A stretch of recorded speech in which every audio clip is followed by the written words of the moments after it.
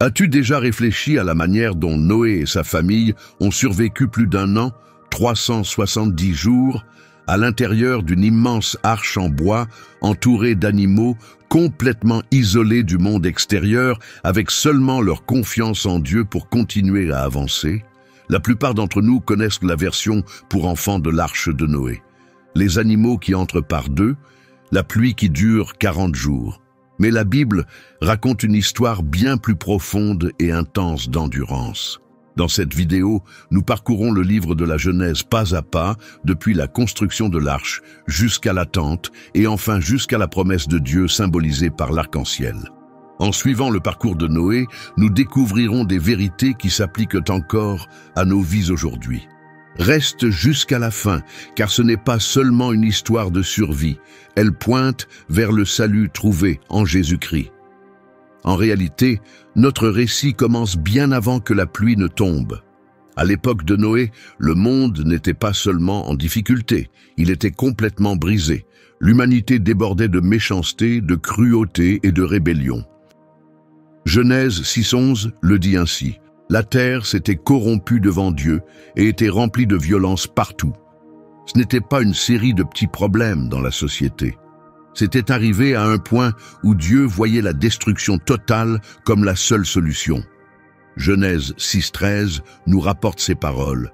Dieu dit à Noé, « La fin de toute chair est arrivée devant moi, car la terre est remplie de violence à cause d'eux. Je vais les détruire avec la terre. » Mais même dans ce temps sombre, il y avait un homme qui vivait différemment.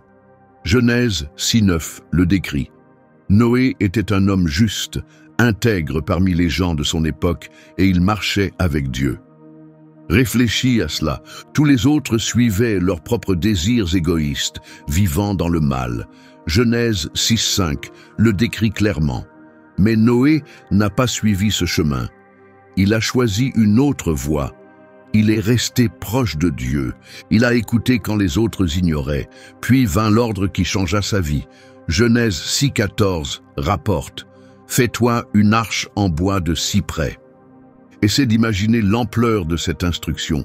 Dieu demandait à Noé de construire un immense navire, environ 135 mètres de long, 23 mètres de large et 14 mètres de haut. Genèse 6:15 confirme ces dimensions.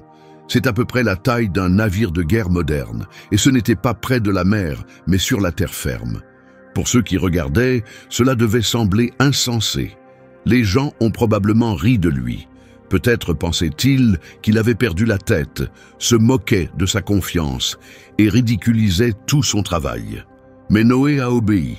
Hébreux 11:7 le résume ainsi. Par la foi, Noé, averti par Dieu d'événements encore invisibles, prit Dieu au sérieux et construisit une arche pour sauver sa famille.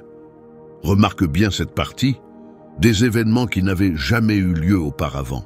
Noé n'avait jamais vu de déluge mondial. Certains pensent même que la pluie, telle que nous la connaissons, n'était peut-être pas encore tombée. Genèse 2:5-6 note que la terre était arrosée par une brume et non par la pluie.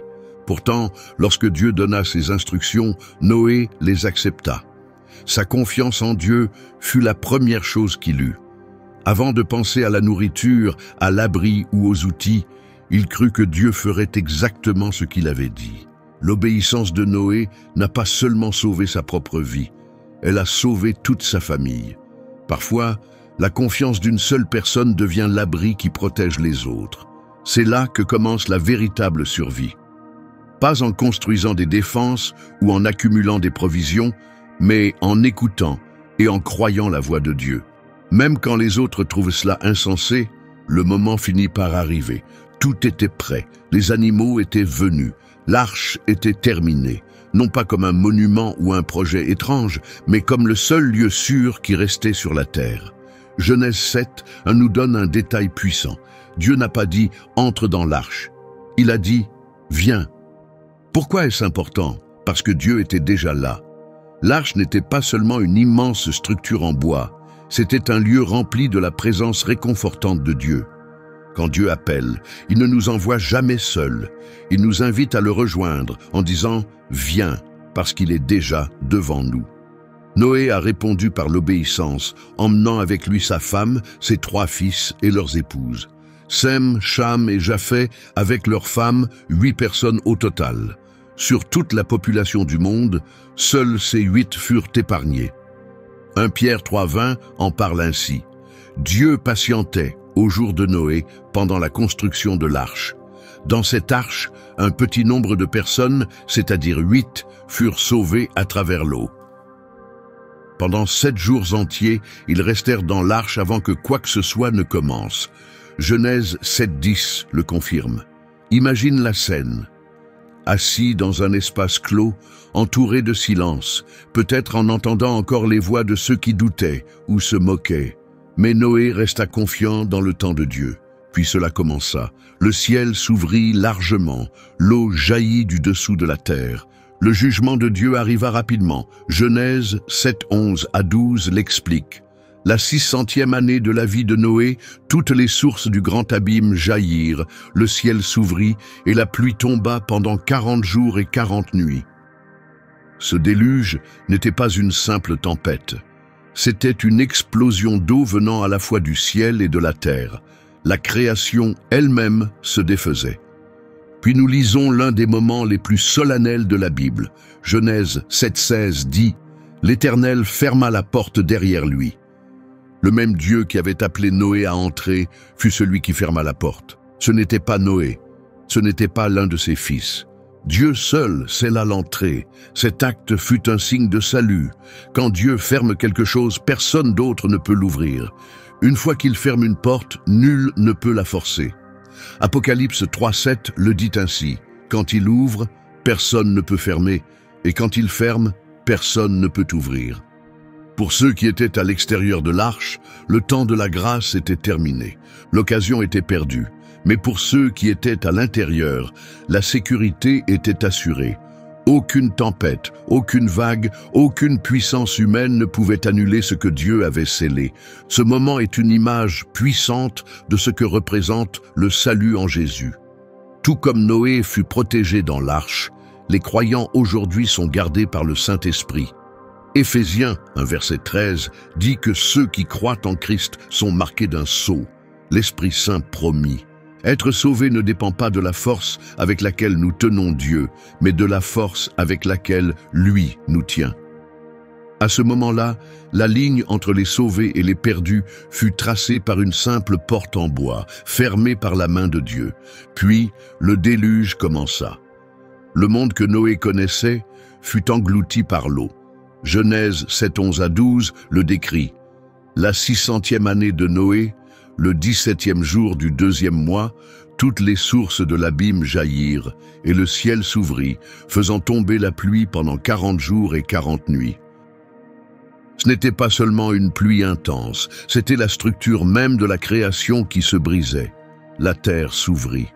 Les eaux cachées jaillirent d'en bas avec une force irrésistible. En même temps, les cieux se fendirent, déversant une pluie comme jamais auparavant. Imagine le bruit, le fracas assourdissant de l'eau, les cris effrayés des gens. Dehors, les maisons s'écroulèrent, les villes disparurent, les animaux fuirent dans la panique, et des voix désespérées frappèrent à l'arche en suppliant de l'aide. Mais il était trop tard. La porte avait déjà été scellée par Dieu. Genèse 7:16 nous le rappelle. Dieu lui-même l'avait fermée. Le jugement n'était pas partiel, il était total. Genèse 7, verset 17 dit « Pendant 40 jours, les eaux du déluge submergèrent la terre. À mesure que l'eau montait, l'arche fut soulevée et flotta au-dessus du chaos. » Ce navire de bois qui abritait la famille de Noé commença à se déplacer avec l'eau montante. Le même déluge qui détruisait le monde les portait vers la vie. Ce qui amenait la mort dehors portait l'espérance dedans. L'eau continua de monter. Genèse 7, versets 19 à 20 nous dit « Les eaux montèrent toujours plus, et les plus hautes montagnes sous le ciel furent recouvertes. Elles dépassèrent de plus de 6 mètres les plus hauts sommets. Les montagnes disparurent sous les vagues. Les repères de la vie humaine, collines, villes, hôtels, monuments, disparurent en quelques jours. Tous ceux qui avaient rejeté l'avertissement de Dieu avaient péri. Genèse 7, 21 à 23 décrit la scène. Tous les êtres vivants sur la terre moururent, les oiseaux, le bétail, les bêtes sauvages, les reptiles et tous les hommes. Seul Noé et ceux qui étaient avec lui dans l'arche survécurent. Le déluge n'était pas un simple désastre naturel. C'était la réponse de Dieu à un monde qui s'était détourné de lui. C'était une purification du péché. Pourtant, même au milieu de cette destruction, l'arche resta à flot. Les mêmes eaux qui avaient ôté la vie de beaucoup portaient Noé et sa famille vers la sécurité. Psaume 46, versets 1 à 2, le dit ainsi: « Dieu est pour nous un refuge et une force, un secours toujours présent dans la détresse. C'est pourquoi nous ne craignons rien, même si la terre est bouleversée et que les montagnes tombent au cœur de la mer. » C'est exactement ce qui se passait. Le sol disparaissait. Les collines étaient avalées par les vagues. Mais Noé ne céda pas à la panique, car sa sécurité n'était pas dans le bateau, elle était dans celui qui lui avait dit de le construire. Voilà le sens profond de cette histoire. Le déluge emporta tout, mais la véritable protection de Noé venait de Dieu lui-même. L'arche représente Jésus. À l'extérieur, il y avait la destruction. À l'intérieur, il y avait la protection. Dehors, la terreur. Dedans, la paix. Tout comme l'arche éleva Noé au-dessus du déluge, Jésus nous élève au-dessus du jugement du péché. Parlons maintenant de quelque chose de concret. Comment Noé et sa famille ont-ils réellement réussi à survivre pendant 370 jours dans ce gigantesque bateau? Ce n'était pas une croisière, ce n'était pas un hôtel flottant, c'était un immense abri de bois rempli d'animaux de toute la terre. La vie à bord demandait de l'organisation, un effort constant et surtout l'aide de Dieu. Genèse 6, 21 donne cette instruction. « Prends toutes sortes de vivres que l'on mange et fais-en provision. Ce sera ta nourriture et celle des animaux. » Dieu donna à Noé la sagesse de préparer à l'avance. Avant qu'une seule goutte ne tombe du ciel, chaque sac de nourriture, chaque pot de fruits secs, chaque botte de paille, chaque réserve d'eau devait être rangée. Ce n'était pas de l'improvisation. C'était la direction claire de Dieu. Imagine le niveau d'organisation nécessaire, des milliers de créatures, oiseaux, bétail, reptiles, bêtes sauvages, chacune avec son régime particulier. Les lions ne pouvaient pas manger de l'herbe. Les oiseaux avaient besoin de graines. Les petits animaux demandaient d'autres types de nourriture. La famille de Noé devint des gardiens à plein temps du royaume animal dans des conditions extrêmes. Les soigner signifiait les nourrir, leur donner à boire et nettoyer chaque jour. Pense au bruit, le meuglement des vaches, le bêlement des moutons, les rugissements des lions, le roucoulement des colombes. Tout résonnait contre les murs de bois. Ajoute à cela l'odeur, la nécessité d'enlever les déchets, l'air humide et le rappel constant que survivre dans l'arche n'était pas une expérience agréable. C'était une obéissance fatigante mais constante. Et qu'en était-il de l'air et de la lumière? Genèse 6, 16 dit « Fais une fenêtre à l'arche, d'une coudée au-dessus. » Une seule ouverture, une seule source de lumière, un seul endroit pour respirer un peu d'air frais, non pas pour rendre la vie facile, mais juste assez pour les maintenir en vie, juste assez pour leur rappeler que leur survie dépendait entièrement de Dieu. Chaque souffle qu'ils prenaient à l'intérieur leur rappelait « Nous vivons parce que Dieu le permet ». Imagine combien leur journée devenait répétitive, se réveiller avec les mêmes bruits, le craquement du bois, les mêmes tâches de nourrir les animaux, les mêmes odeurs de foin et de bétail, le bruit constant de la pluie au-dessus ou des vagues dehors. Il n'y avait pas de ciel à contempler, pas de terre où poser le pied. Seulement le balancement sans fin de l'arche et la longue attente. Mais même au milieu de cette monotonie, Dieu les portait. Tout comme il nourrirait plus tard les Israélites avec la manne dans le désert, il pourvut ici aussi. Deutéronome 8.3 le dit ainsi. « L'homme ne vit pas de pain seulement, mais de toute parole qui sort de la bouche de Dieu. » L'arche n'était pas seulement remplie de nourriture, elle contenait la promesse de Dieu. C'est cela qui donna de la force à la famille de Noé. Et voici la leçon pour nous aujourd'hui. La survie paraît souvent ordinaire. Elle ne se manifeste pas toujours par de grands moments. Parfois, elle se résume à une foi quotidienne, Un repas à la fois, une prière à la fois, un pas à la fois. La famille de Noé traversa cette épreuve non par sa propre force, mais parce que Dieu leur donna exactement ce dont ils avaient besoin au moment voulu. La pluie cessa après 40 jours, mais ils ne quittèrent pas l'arche tout de suite. Beaucoup pensent que le déluge ne dura que 40 jours, mais l'Écriture dit plus. La pluie tomba 40 jours et 40 nuits, mais les eaux restèrent bien plus longtemps. Genèse 7, 24 dit « Les eaux dominèrent la terre pendant 150 jours. » Arrête-toi et réfléchis. Pendant 5 mois entiers, l'eau régna sur la planète. Aucun sol n'était visible, aucun endroit pour se tenir, aucun signe de terre ferme, seulement des vagues à perte de vue. Puis enfin l'arche toucha terre. Genèse 8.4 dit « Le 7e mois, le 17e jour, l'arche s'arrêta sur les montagnes d'Ararat. » Il n'est pas écrit le mont Ararat, mais les montagnes, c'est-à-dire une chaîne située dans ce que nous appelons aujourd'hui l'Est de la Turquie, ou peut-être l'Arménie. Dieu avait protégé l'arche tout ce temps et l'avait posée doucement, comme un parent aimant pose son enfant pour se reposer. Pourtant, Noé ne se précipita pas dehors. Les vallées et les plaines restaient encore recouvertes d'eau. Ce n'était pas encore le moment. Alors, il attendit, et pendant qu'il attendait, il commença à vérifier l'extérieur de l'arche. Genèse 8, 6 à 7 dit « Après 40 jours, Noé ouvrit la fenêtre qu'il avait faite à l'arche et lâcha un corbeau. Celui-ci vola çà et là jusqu'à ce que les eaux sèchent sur la terre. Le corbeau ne revint jamais. Pourquoi? Parce que les corbeaux se nourrissent de cadavres. Il trouva probablement beaucoup de corps flottant à la surface. Mais cela n'apporta aucun réconfort à Noé. Alors, il essaya autre chose. Genèse 8 à 9 raconte. Il lâcha une colombe pour voir si les eaux avaient baissé. Mais la colombe ne trouva pas où se poser et revint vers lui dans l'arche. Les colombes ont besoin d'endroits secs et purs pour se reposer. À ce moment-là, il n'y en avait pas.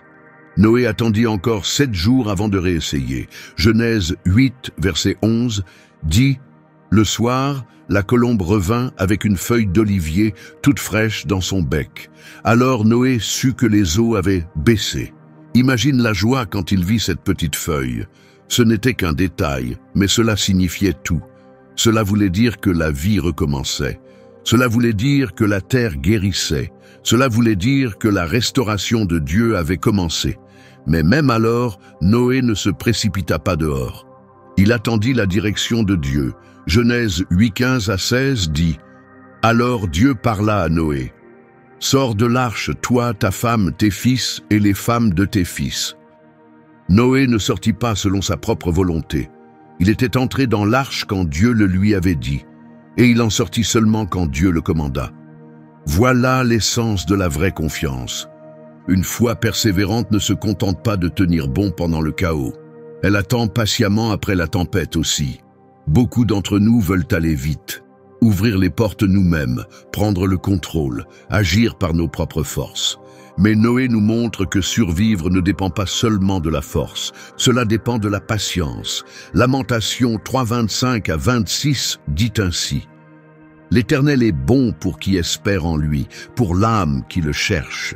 Il est bon d'attendre en silence le secours de l'Éternel.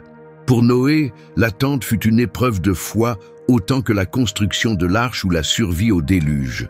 Cela montra que le plan de Dieu ne couvre pas seulement le danger. Il inclut aussi le silence qui suit. Après 370 jours, plus d'une année entière, le moment arriva. La porte s'ouvrit enfin.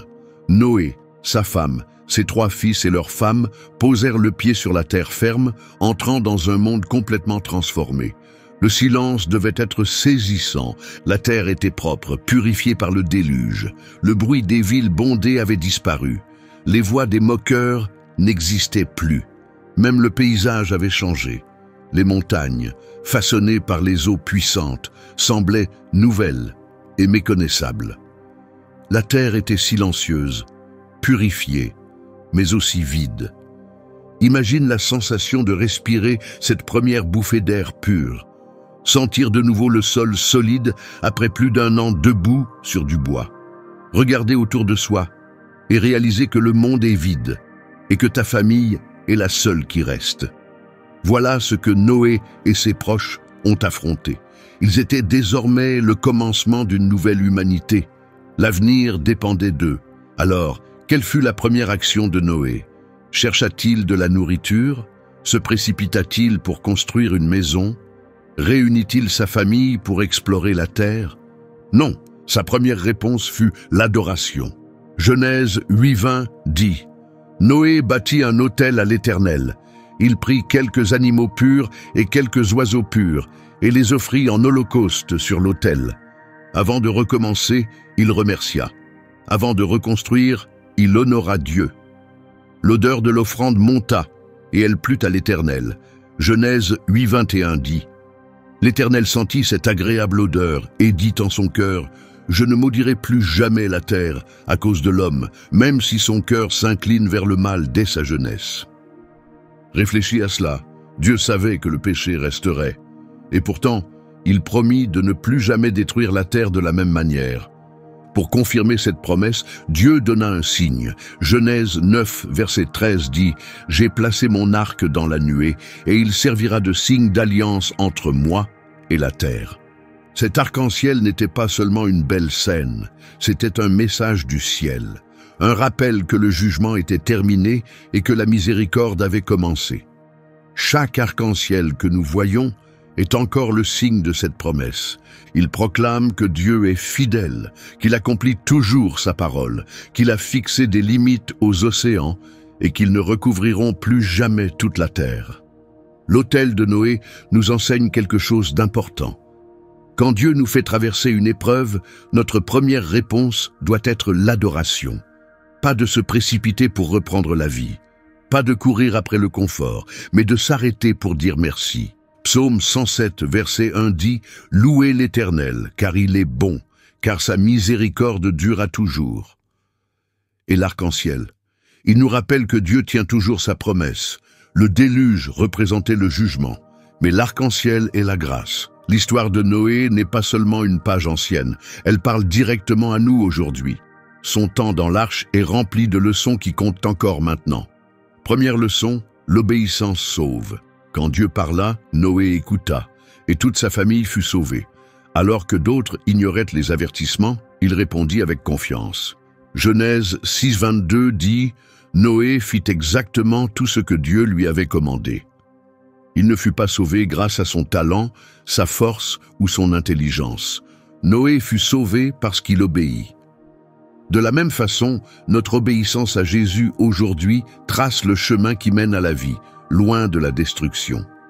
Dans Jean 14:15, Jésus dit « Si vous m'aimez, gardez mes commandements. » L'amour n'est pas seulement un sentiment ou un mot, il se montre par des actes. Deuxième leçon, la foi agit. Dieu ordonna à Noé de rassembler et de stocker de la nourriture. Noé n'attendit pas que la tempête commence. Il se prépara alors que le ciel était encore clair. Proverbe 22:3 dit ainsi « L'homme prudent voit le mal et se cache. Les simples passent outre et emportent la peine. » La foi n'est pas passive, elle ne reste pas immobile, elle se prépare. Elle croit ce que Dieu dit sur l'avenir, même s'il n'y a encore aucun signe. Comme Noé construisant un immense navire sous un ciel ensoleillé, nous nous préparons à ce qui vient en menant une vie sainte, en remplissant nos cœurs de la parole de Dieu et en restant vigilants dans l'attente du retour de Jésus. Troisième leçon, attendre fait partie de la survie. Noé resta dans l'arche plus d'1 an avant d'en sortir. Beaucoup d'entre nous auraient franchi la porte trop vite, mais Noé fit confiance au temps de Dieu. Ésaïe 40:31 dit « Ceux qui se confient en l'Éternel renouvellent leurs forces. Ils s'élèvent comme les aigles. » Il ne s'agissait pas seulement de survivre à la pluie, mais aussi de rester immobile quand la pluie cessa, jusqu'à ce que Dieu dise qu'il était temps d'avancer. Peut-être es-tu dans une situation semblable, à attendre la guérison, des réponses ou une direction. Noé nous enseigne, n'avance pas avant que Dieu n'ouvre la porte. Quatrième leçon, la gratitude vient en premier. Quand Noé posa enfin les pieds sur la terre ferme, son premier geste ne fut pas de construire une maison ou de planter des cultures. Il bâtit un autel. Il adora avant de reconstruire. Première épître aux Thessaloniciens 5,18 dit « Rendez grâce en toutes choses, car c'est à votre égard la volonté de Dieu en Jésus-Christ. » Combien de fois passons-nous trop vite à autre chose, oubliant de remercier Dieu de nous avoir portés? Noé nous montre que traverser la tempête n'est pas la fin, c'est l'occasion de louer Dieu. Cinquième leçon, Jésus est notre arche, c'est la vérité la plus importante. Ce grand navire n'était pas seulement du bois recouvert de poids, il annonçait quelque chose de plus grand, quelqu'un de plus grand. Tout comme Noé entra dans l'arche et fut protégé, nous devons entrer en Jésus pour échapper au jugement. Dans Matthieu 24, 37 à 39, Jésus dit « Comme au jour de Noé, ainsi sera l'avènement du Fils de l'homme. Les gens mangeaient, buvaient, se mariaient, jusqu'au jour où Noé entra dans l'arche. Ils ne se doutèrent de rien, jusqu'à ce que le déluge vienne et les emporte tous. Ainsi en sera-t-il lors du retour du Fils de l'homme. » L'arche n'avait qu'une seule porte. Jésus est cette porte. Jean 19 rapporte ces paroles de Jésus. « Je suis la porte. Si quelqu'un entre par moi, il sera sauvé. Il entrera, il sortira et il trouvera des pâturages. » À l'extérieur de l'arche, il y avait la destruction. À l'intérieur, il y avait la vie. Et il en est de même aujourd'hui. En dehors de Christ, il y a un jugement éternel. Mais en lui, il y a un salut éternel. Noé a traversé 370 jours dans l'arche parce que c'est Dieu qui le préservait. Son histoire n'est pas seulement un vieux récit, c'est un message puissant qui nous parle encore aujourd'hui. Toi et moi, nous faisons face à nos propres déluges. Des déluges de peur, des déluges de tentation, des déluges de culpabilité, de brisure et de danger spirituel. Mais Dieu a déjà ouvert un chemin. Ce chemin, c'est Jésus-Christ. La seule question qui compte est « As-tu déjà franchi cette porte de sécurité ?» Parce que tout comme au jour de Noé, un moment viendra où la porte se fermera. Et quand cela arrivera, elle ne s'ouvrira plus. 2 Corinthiens 6:2 dit « Maintenant est le moment favorable. Aujourd'hui est le jour du salut. » S'il te plaît, n'attends pas, ne mets pas ton avenir en danger. Ne tarde pas à prendre ta décision. Entre dès maintenant, pendant que la porte est encore ouverte. Si ce message t'a parlé aujourd'hui, n'oublie pas d'aimer la vidéo. Partage-la avec quelqu'un qui pourrait avoir besoin de cette parole d'encouragement. Et abonne-toi pour recevoir d'autres enseignements bibliques profonds et édifiants. Dans les commentaires ci-dessous, j'aimerais savoir quelle partie de l'histoire de Noé t'a le plus marqué aujourd'hui. Était-ce son obéissance, sa patience, ou bien l'image de Jésus comme notre arche? Retiens bien cette vérité. L'arche de Noé concernait la survie face au déluge. Jésus concerne le salut de l'âme. N'attends pas qu'il soit trop tard. Entre dès maintenant. Paix à toi et on se retrouve dans la prochaine vidéo.